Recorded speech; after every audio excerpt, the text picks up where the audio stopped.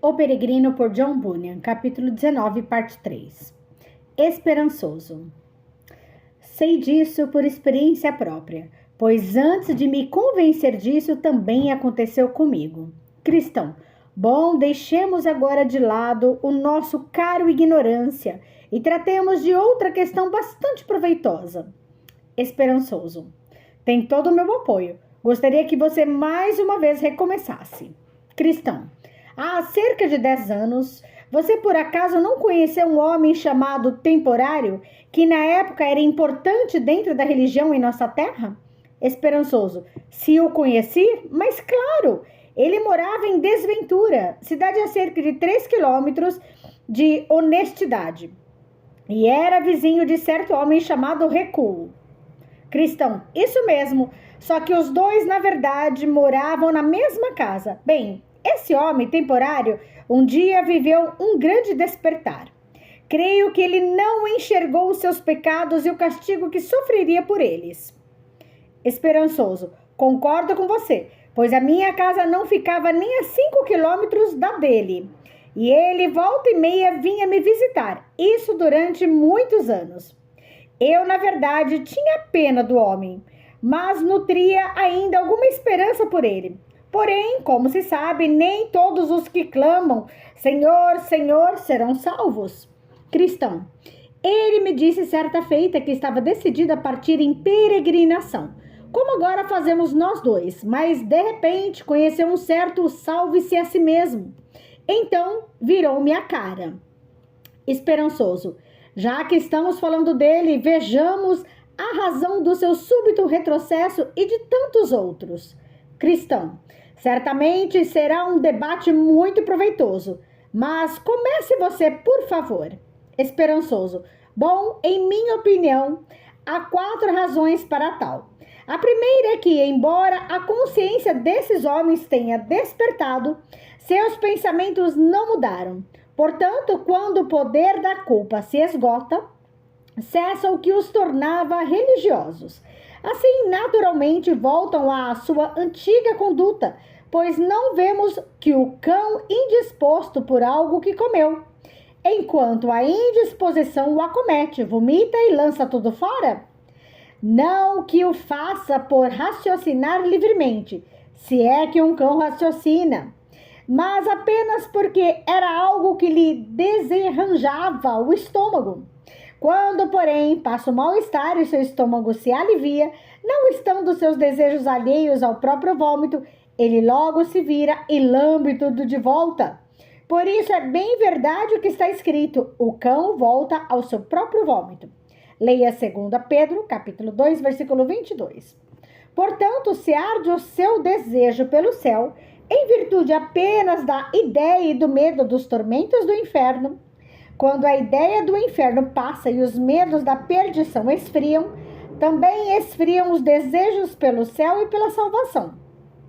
Isso quer dizer que, ao desaparecerem a culpa e o medo, morre também o desejo pelo céu e pela felicidade, voltando eles aos seus caminhos tortuosos. Em segundo lugar, continuou o esperançoso, eles são dominados por medos tirânicos. Falo agora dos medos que tem dos homens. Quem teme o homem cai em armadilhas. Leia Provérbios, capítulo 29, versículo 25. Assim, embora pareçam arder de desejo pelo céu, enquanto as labaredas do inferno lambem as suas orelhas, quando o terror amaina, eles logo mudam de opinião. Ou seja, penso que o melhor é ser esperto, não correr o risco.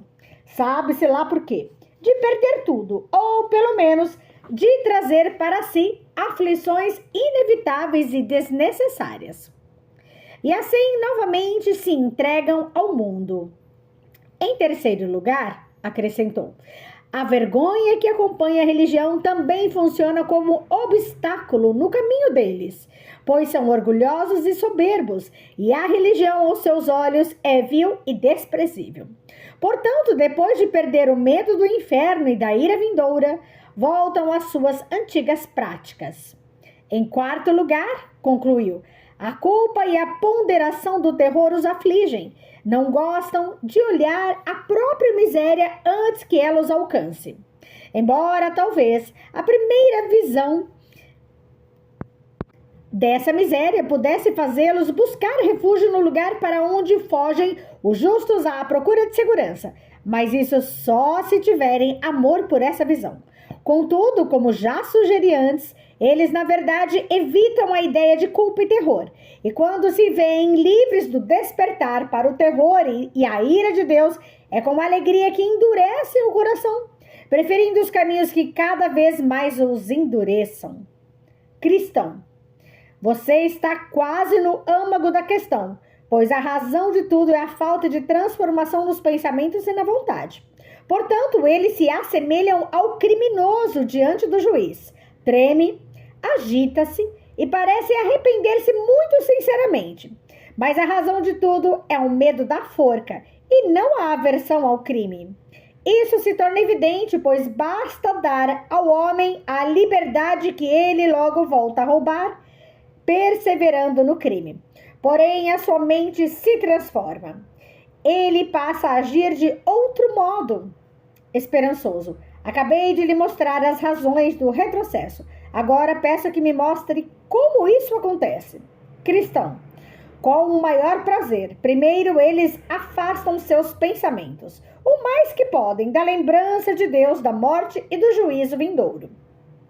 Depois se desvencilham, pouco a pouco, dos deveres privados, como a oração individual, o refreio das paixões, a vigília e o arrependimento do pecado, entre outros.